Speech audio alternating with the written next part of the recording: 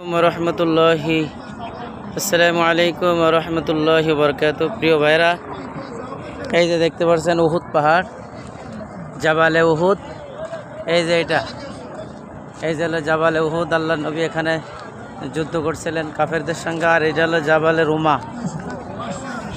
এই যে দেখতে পাচ্ছেন আমার সামনে এখানে মানুষ এই যে উপরে উঠতেছে, এটা হচ্ছে জাবালে রুমা।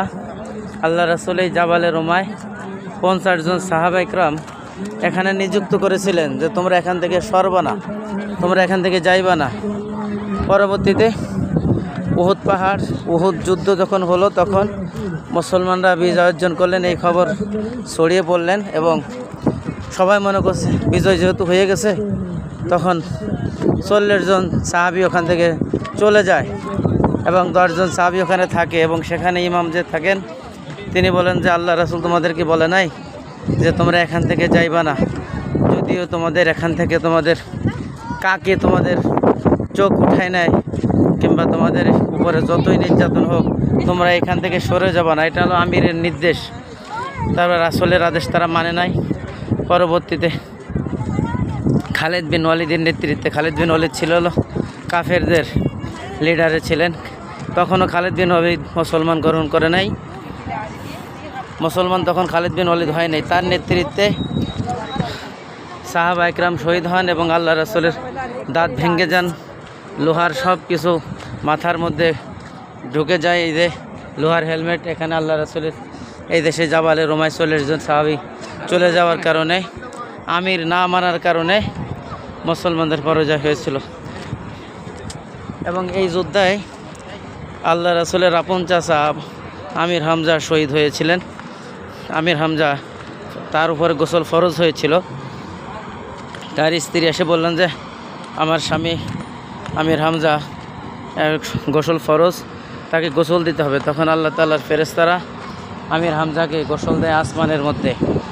তো এই যুদ্ধের মধ্যে শিক্ষা হলো যে আমিরের অনুগত্য না মানলে কী হয়, এটা আল্লাহ তাআলা একটা শিক্ষা দিয়েছেন। এই কারণে আমিরের অনুগত্য করতে হবে। নবী আমার জীবন ভরে দিনের লাগি কষ্ট করে, দান দান শহীদ করিলেন উহুদের ময়দানে। নবী বিনে কে তরবে ফুল সিরাত মিজানে, নবী বিনে কে তরবে ফুল সিরাত মিজানে।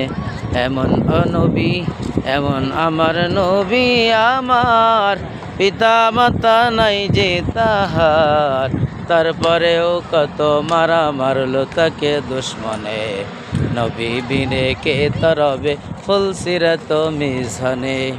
এই যে জাবালে রুমা, এখান থেকেই 40 জন সাহাবী আল্লাহ রাসূলের কথা অমান্য করে সরে যাওয়ার কারণে মুসলমানদের পরাজয় বরণ করতে হয়েছিল। আল্লাহ রাসূলের দাঁত ভাঙছিল, মাথায় হেলমেট ঢুকে গিয়েছিল, সেই দান শহীদ হয়েছিলেন এই উহুদের ময়দানে। এই জন্য জাবালে রুমা, আর এটা জাবালে উহুদ, এই যে উহুদ পাহাড়।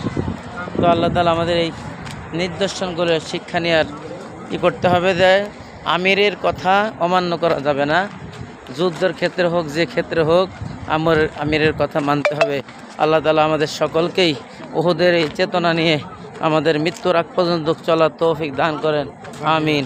আসসালামু আলাইকুম ওয়া রাহমাতুল্লাহি ওয়া বারাকাতুহু।